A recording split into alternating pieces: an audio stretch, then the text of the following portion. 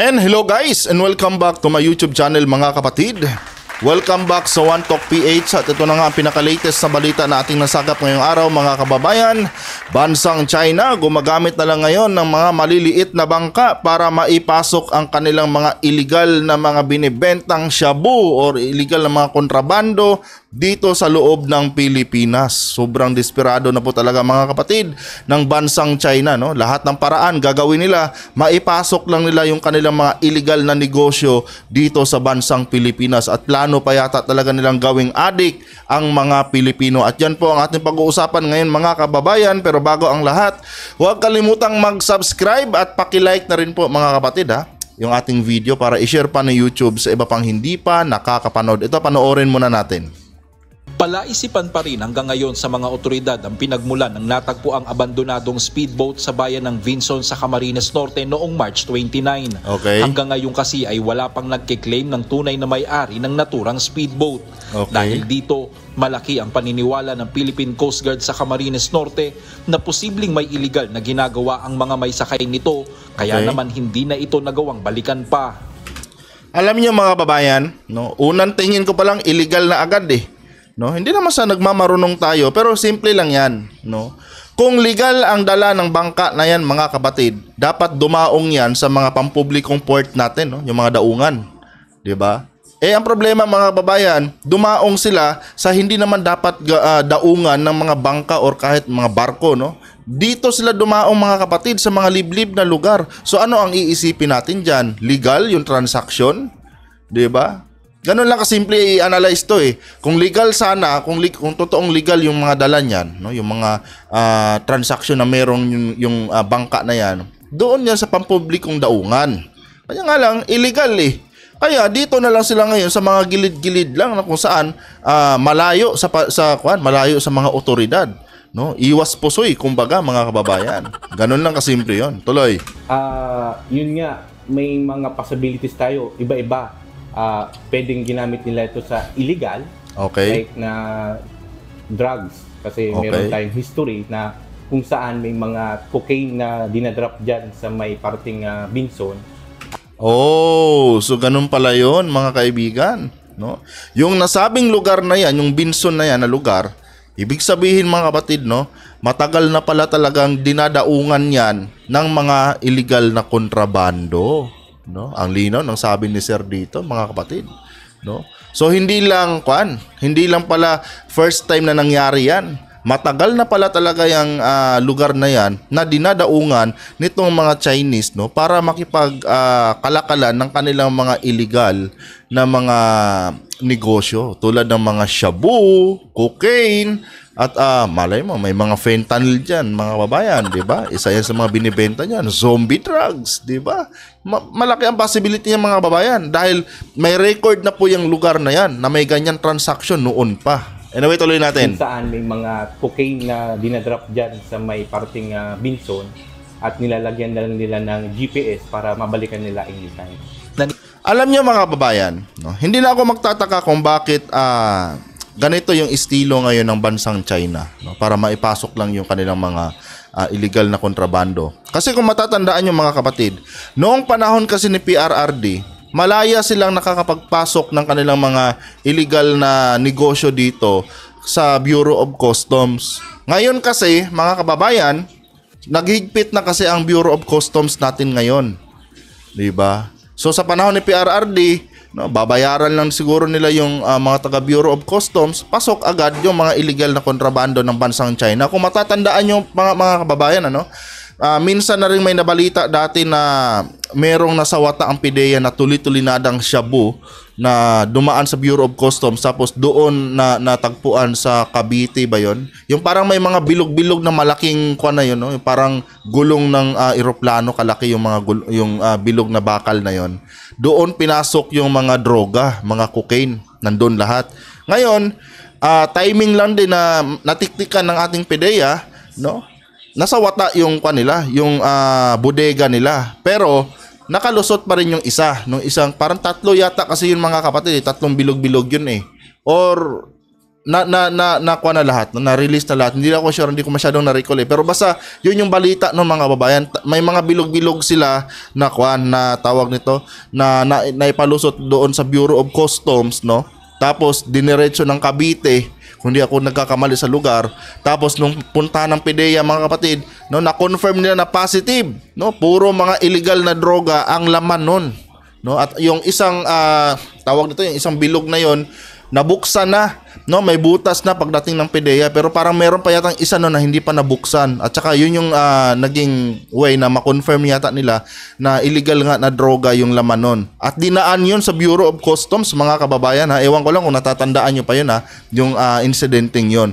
Ngayon kasi, mga kababayan, hindi na kasi sila basta-basta nakakapagpasok ng kanilang mga illegal na kontrabando dyan sa Bureau of Customs dahil sobrang higpit na po. Kaya ngayon, nagtsatsaga sila ngayon dito sa mga maliliit na bangka, no, para lang makapagnegosyo pa rin sila. Kumbaga, tuloy-tuloy pa rin yung kanilang pag-supply ng illegal na droga dito sa ating bansa.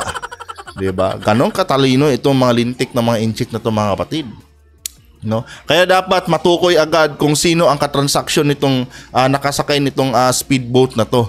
No? Nang sa ganon, matukoy din agad kung saan napunta yung mga karga niyan na mga illegal na kontrabando. Illegal yan, mga kababayan. Naniniwala ako 100% illegal yan. Simple lang kasi yan. Kung hindi pa illegal yung dala niya ng speedboat na yan, dapat dumaong yan sa tamang daungan. Ang problema, mga kapatid, no, dumaong sa hindi dapat daungan. No, at itong lugar na to na sinasabi dito na Vinsons, kilala na rin, no, sa mga illegal na transactions. 'Di ba? So ano pang iisipin mo niyan? Legal yung transaction diyan? 'Di ba? Kaya nga inabandon na para hindi sila matrace kaagad, 'di ba? No. Dapat ang makuha niyan, ma-secure dapat ng ating mga Coast Guard diyan yung taong katransaksyon niyan nang malaman natin kung saan napunta yung mga illegal na dinala niyan. Anyway, tuloy natin. Iniwala rin ng PCG Cam Norte na posibleng sa ibang bansa nanggaling ang naturang speedboat. Okay. Ayon kasi sa ahensya, may mga lalagyan ng tubig at mga pagkain na natagpuan sila sa speedboat na may mga nakasulat na Chinese letters. Di ba? Hindi pwedeng sabihin galing Taiwan yan, galing Thailand, etc. o sa isang bansa. Chinese yung nakalagay sa mga sa mga naiwang bote, sa mga ebidensya na naiwan, mga kapatid. Chinese ang letters na nakita ng ating PCG. So confirm 100% mga kababayan, confirm, no, na galing ng China yan. 'Di ba? Ngayon, China is a friend pa rin ba? 'Di ba? Itong China, mga kababayan, wala talagang magandang dulot ito sa ating bansa no? Biruin mo, lahat ng mga illegal pinapasok nila sa bansang Pilipinas. Mapasugal man, mapadroga man, nandito na lahat, mga kapatid. At yan po ay dala, walang ibang bansa na nagdala yan dito sa bansang Pilipinas kundi mga Chinese. 'Di ba? Malay natin, mga kababayan, ano? Kung hindi droga yan, baka yung mga kinidnap nilang mga kababayan nilang Chinese, no, na mga babae, yung dala niyan. 'Di ba? Kasi kung matatandaan niyo rin, mga kapatid, noong kapanahunan ni PRRD, no, malaya din kasi nakakapasok diyan sa custom or sa immigration ba? Yung namamahala sa mga ganyan, no. Yung mga Chinese, no, na walang mga visa, walang mga walang mga kung ano-anong mga diyan, mga identification, malaya na ipapasok. Kaya ang daming mga babaeng Chinese dati dito, no, na kinidnap galing ng China na pinasok dito sa Pilipinas at ginawang parausan ng mga kababayan lang din nilang Chinese, no, na nagdinegosyo ng mga illegal dito sa Pilipinas. No. Natatandaan ko pa nga, may balita nga dati, mga kababayan, no, na mayroong isang Chinese na babae na binasag yung bintana ng isang parang hotel ba yun or parang isang apartment, no, para lang makatakas siya doon sa mga kumidnap sa kanya. At napag-alaman, mga kababayan, na yung babae ay kinidnap galing ng China, no, at dinala dito para gawing parausan, ginawang hostess dito ng mga kababayan nilang Chinese. No? At ang pinagtataka doon, paano nakapasok yung isang kinidnap na babae sa immigration nang walang dokumento? 'Di ba? Bakit hindi na-detect agad na kinidnap lang pala siya? No? At hindi lang iisang babae yung, mga kapatid, marami po sila. 'Di ba? Maraming mga Chinese na babae ang dinala dito sa Pilipinas na walang mga papeles. 'Di ba? So ngayon, China is a friend pa rin ba? Buti na lang sa panahon ni President Marcos, mga kababayan, talagang unti-unti nang binalik yung higpit ng ating mga ahensya. No? Kaya ngayon itong bansang China, nagtsatsaga na lang dito sa mga maliliit na bangka. Tuloy natin. May mga ulat din mula sa mga residenteng nakakita na 7 ang sakay ng naturang speedboat. Okay. Parehas doon. 2 ang speedboat. Nilipat yung mga pasahero dun sa isa. Nung nakita namin, mga tubig kasi dun nakita. Tubig at pagkain.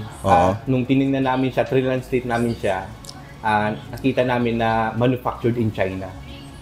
Alam niyo mga kapatid, no, hindi naman sa sinisisi natin na ating Philippine Coast Guard dito. Pero sa tingin ko, may pagkukulang din in terms of security. No. Dapat, ito kasing lugar na to, ayon dito sa ating pinapanood mga kababayan, ayon dito sa kay Lieutenant Jason Lavadia, no. Itong Vinsons kasi na to, hindi na bago, kumbaga, hindi na bago yung ganitong kwan. Itong lugar ng Vinson mga kapatid, hindi na bago na may mga ganitong transaction dyan. So, meaning, kung naulit pa at nakapasok itong Coast Guard, itong speedboat na ito, ibig sabihin mga kababayan, hindi sila ganun kahigpit dyan in terms of security. No? Kasi nakapasok 'di ba? Kilala na pala yung lugar na yan pagdating sa mga ganyang illegal na transaction, no? Bakit hindi pa nila binantayang mabuti? 'Di ba? O baka naman, hindi naman sa pinaparatangan natin sila mga kapatid, pero baka naman nagkakabayaran, 'di ba? Kasi alam naman natin yung ating mga kababayang Pilipino, pakitaan mo lang ng pera, no? Hindi ito, sinasabi ko, hindi ito para sa buong Coast Guard, sa mga individual lang ito na member ng Coast Guard na maaaring nababayaran or nasusuhulan, no? Kasi magtataka ka according dito kay Lieutenant Jason, no? Kilala na yung lugar na yan sa ganyan transaction, pero ang tanong, no, bakit hindi hinigpitan yung seguridad diyan? Bakit nakalusot pa rin yan? 'Di ba? Dahil siguro mga kapatid, meron din tayong mga kababayan na nasa Coast Guard na nababayaran. No? Ganun lang kasimple yun. No? Hindi ko pinaparatangan ang buong Coast Guard, kundi yung individual, no, na posibleng nabayaran kaya napalusot ito. Diba? Kung dito nga lang sa ating AFP, diba? May nare-recruit mga ang China 'di ba? Hindi rin imposible mga kababayan na dito baka may nabayaran din itong China para makalusot yung mga kontrabando nilang ganyan. 'Di ba? Wala Ganon talaga ang Pilipinas, ang mga Pilipino mga kapatid No? Basta pera na ipagkakanulo yung sarili nilang bansa. Dapat mabago na yung ganyang mindset No? Kung itong ginagawa nating mahal na Pangulo ngayon, no, magtuloy-tuloy ito at tawag nito, gumanda na ang ekonomiya natin, talagang marami ng trabaho. Siguro wala ng Pilipinong masisilaw, no, sa pera ng dayuhan. Kasi syempre, halos libre mo na makukuha lahat 'di ba? Kaya para sa akin, no, tuloy talaga ang suporta. Suportahan natin ang ating presidente mga kapatid dahil para po yan sa kaayusan ng ating bansa, no. Pag yung presidente natin naging successful yan sa bawat transaction niya, sa bawat mga biyahe niya sa iba't ibang bansa at nagkaroon tayo ng mga maraming trabaho dito, wala nang Pilipinong magugutom no, kasi marami ng trabaho 'di ba? May pera na bawat Pilipino. So bakit ka patatanggap ng suhol sa mga dayuhan? Ang nagkukos kasi niyan mga kababayan ng mga ganyan na nasusuhulan yung ibang nating kababayan. Dahil sabihin na natin hindi sapat, no? Hindi sapat yung pera na kanilang kinikita, no? O sabihin natin maganda yung pasahod mo bilang isang Coast Guard, no? Pero yung binubuhay mo naman sobrang dami, no? Kung ikaw ba naman ay sumasahod ng 30 to 40,000, kung binubuhay mo naman, may kolehiyo ka, may makuan ka, di ba? Hindi sasapat 'yun. Talagang mangangailangan ka talaga ng extra income, no? At dito pumapasok yung mga Chinese. Mamili ka, papasukin mo kami, no? Bibigyan ka namin ng ganito. Mamulubi ka, di ba? Parang ganoon yung konsepto nun O syempre, kung ikaw ba naman bahala na, mayroon naman akong kasamahan na pwedeng humuli diyan sige, palusutin ko na lang kayo, bayaran niyo na lang ako, di ba? Posible 'yun mga kapatid. Tawag ng pangangailangan at hindi natin masisisi din talaga, no, na may ganyan. Pero ganun pa man mga kababayan, no, dapat isipin din natin. Dapat gumawa din tayo ng mabigat na desisyon, no. Yung kapakanan ng bansa mo o yung kapakanan ng pamilya mo? Di ba? Kaya dapat suportahan natin ang ating Pangulo. Nang sa ganon, pag naging successful lahat ng mga transaction niya sa mga biyahe niya sa iba't ibang bansa, gagaan, uunlad ang ating bansa. No? Darating tayo sa punto na tayo na yung mag-hire ngayon ng mga katulong galing ng ibang bansa dahil syempre may kakayanan na tayo. Hindi imposible yan, mga kababayan. No. Ang problema lang kasi sa ating bansa, pag performing ka sa posisyon mo bilang leader, nandyan din yung mga kababayan nating crab mentality, may crab mentality. Na kung saan hihilain ka pababa kasi gusto nila sila lang yung maging bida. Diba? Totoo yan, mga kababayan. No? Tuloy natin. Oh. So, yun, dahil nga medyo mainit yung sa West Philippine Sea, siyempre hindi natin din alam na kung meron din bang connection yun dun sa mga nangyari. Sa ngayon, mananatiling nasa kustodiya pa ng PCG Cam Norte ang speedboat hanggang sa susunod na 6 na buwan. Maganda pa naman yung speedboat na yun, no? Bagong-bago pa no? Magiging pagmamay-ari naman ito ng bagong-bago pa. Kanya nga lang, made in China yan eh. Buti sana kung Yamaha yan, no? Mga made in Japan, di ba? Sana made in China eh. Local Government Unit o LGU sa oras na wala nang nag-claim nito. Nanawagan naman ang PCG Cam Norte sa mga residenteng nakatira sa mga coastal area na iparating sa kanilang opisina kung may nakikitang mga kahina-hinalang mga taong nakararating sa kanilang lugar.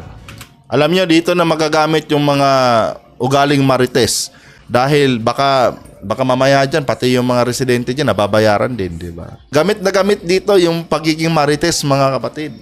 No? Malaking bagay ang pagiging marites dyan. Diba? Paganahin nyo ang pagiging marites nyo, maiiwasan nyo yung mga ganitong transaction dyan. Anyway guys, hanggang dito na lang itong video na to. Kasi tapos na rin naman na ito. No? And huwag kalimutang mag-subscribe kung bago ka lang dito sa aking YouTube channel. And pakilike na rin po ang ating video para i-share pa ng YouTube sa iba pang hindi pa nakakapanood. Hanggang dito na lang. Adios.